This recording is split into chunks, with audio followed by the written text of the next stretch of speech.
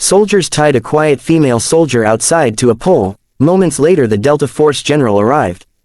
Cold winds swept across the training yard, carrying dust and laughter that didn't belong in a military base.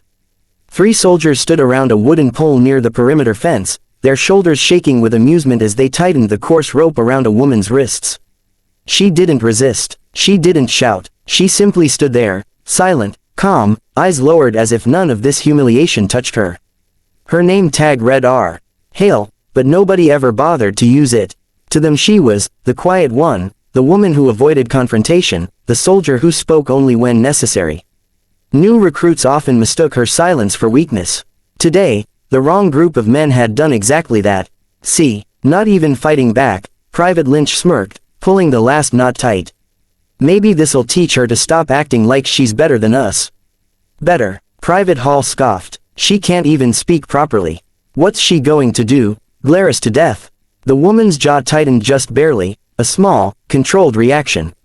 Her breath fogged in the morning air as she looked at the horizon, not the men humiliating her. The rope cut slightly into the skin of her wrist, but even that didn't make her flinch. Hey, maybe we should leave her here when the brass does their inspection, the third soldier, Cole, joked. Let's see how she explains this. Before Lynch could respond, a faint rumble echoed across the yard. Wheels on gravel, heavy, decisive. The soldiers turned, irritation quickly shifting to confusion as a mad black SUV rolled to a stop near the training field.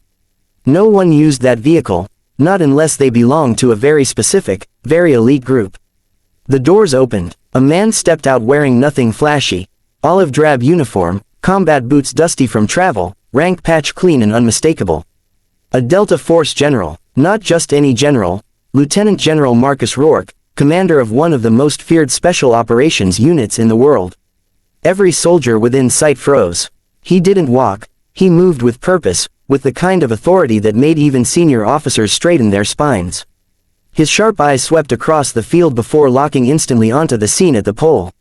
Onto her. The stillness in the air changed. What? Rourke said, voice low but carrying like thunder, am I looking at? Lynch swallowed. Sir, this was just a bit of corrective discipline. Rourke was already walking past him, ignoring the pathetic explanation. His boots stopped right in front of the woman. For the first time since sunrise, she lifted her eyes. A flicker of recognition passed between them. A flicker the other soldiers didn't understand. Rourke's jaw clenched. His voice dropped into a tone that instantly silenced 50 meters of open ground. Who tied my operator to a pole? The soldiers blinked. My operator. Before anyone answered, Rourke's gloved hands were already untying the knots, movements sharp and practiced. The 3 soldiers stepped back, color draining from their faces. Because with one sentence, their world had just collapsed. And for the first time that day, the quiet female soldier allowed herself the smallest, most dangerous smile. The last knot snapped loose under General Rourke's gloved fingers.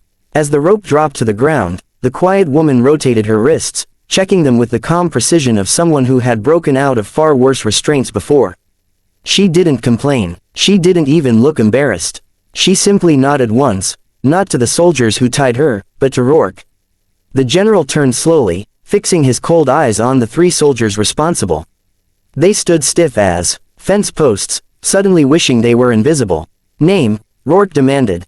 Private Lynch, sir, the first stammered. Private Hall. Private Cole. Rourke stepped toward them. His presence alone made them shrink back. Do you know who you just assaulted? His tone was soft, too soft, dangerously soft. Lynch opened his mouth, closed it, then forced out, a soldier under our company, sir. She never talks. We thought she. Rourke snapped, thought, his boots planted firmly in front of them. You thought wrong. You 3 tied up a woman who outranks every single one of you. Including your company commander. Cole blinked frantically. Sir, that's not possible, she doesn't even wear. Rourke cut him off with a sharp gesture. She doesn't wear her rank because she is on special assignment under my command. An assignment above your clearance. Silence fell so heavy it felt physical. The woman, still quiet, gave the faintest exhale. It wasn't relief, it was restraint. She clearly wanted none of this attention. Her eyes remained lowered, as if she wished she could disappear. But Rourke wasn't finished. She is Sergeant Major Rain Hale, he announced. The 3 soldiers paled. That rank alone outranked nearly every enlisted member on base, but Rourke wasn't done yet. Delta Force Sergeant Major, he clarified, his tone cutting like a blade. 15 years Black Ops, 8 deployments you'll never read about. 42 classified operations that she survived while men twice your size broke under pressure. And you tied her to a pole like schoolyard bullies. Lynch's knees wobbled. Hall stared at the ground, throat tightening.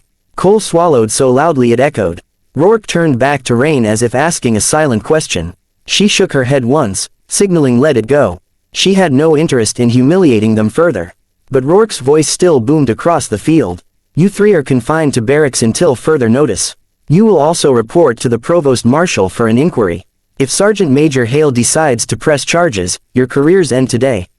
All three nodded frantically. Rourke stepped closer to Rain, his tone softening. Are you all right? Yes, sir, she replied quietly, voice steady. He leaned slightly closer. You don't have to let incidents like this slide. Her answer was calm but firm. They're not worth the paperwork, sir. A ghost of a smile touched Rourke's stern face. He turned to the rest of the soldiers gathering at a distance, watching in stunned silence. Let this be a lesson, he said. Silence never means weakness, and rank isn't always worn on the chest. Rain stepped away from the pole, shoulders straight, eyes forward. The entire base watched her now with a different kind of quiet, a quiet built on respect, awe, and a dawning understanding of the woman they had misjudged.